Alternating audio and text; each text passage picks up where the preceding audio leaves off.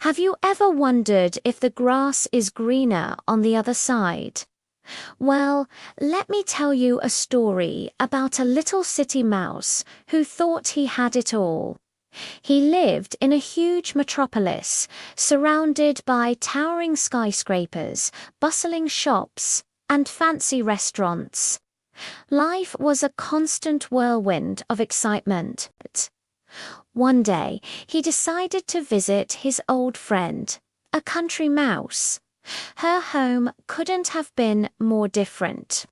It was a cozy little nest tucked away at the base of a big, sturdy tree. It was small, sure, but it was incredibly warm and comfortable.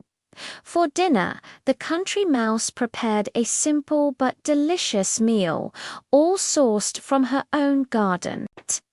There was sweet corn, crisp carrots, and crunchy acorns, all washed down with refreshingly cold water from a nearby stream.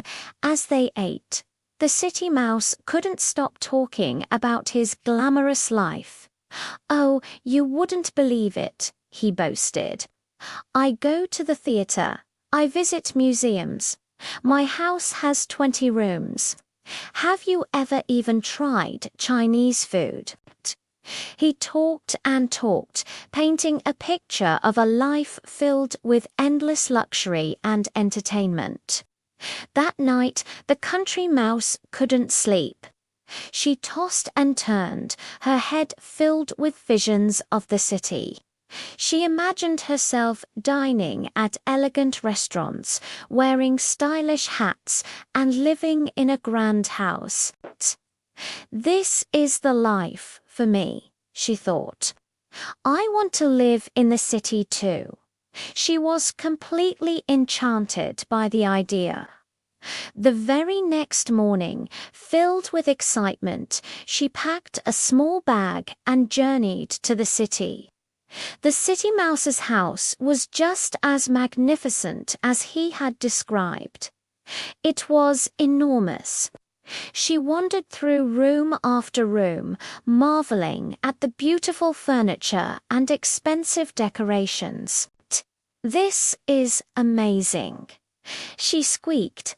"Which one of these 20 rooms is mine?"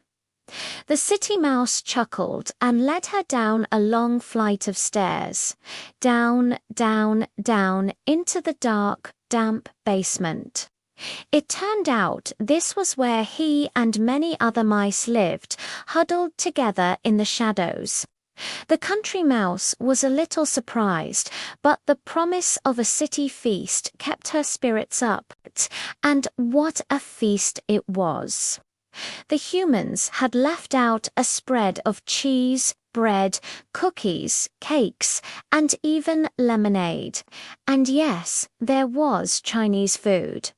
The country mouse's eyes widened, but just as they were about to dig in, a huge shadow fell over the table. A cat. It pounced, sending them scrambling for their lives. They scurried into a tiny dark hole in the wall, their hearts pounding in their chests. They waited and waited until it was finally quiet again. When they cautiously crept back out, the feast was gone. The humans had returned and cleared everything away. The country mouse had seen enough. She quickly grabbed her small bag. "Where are you going?" asked the city mouse, confused. "I'm going home," she replied firmly.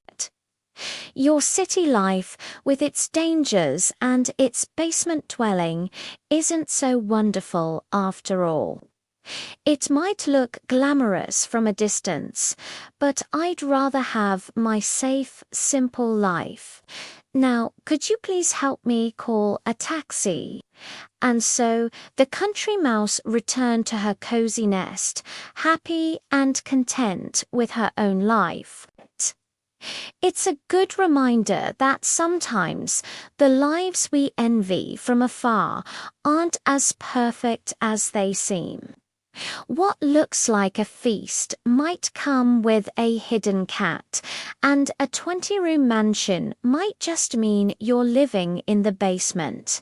Thanks so much for watching with me today.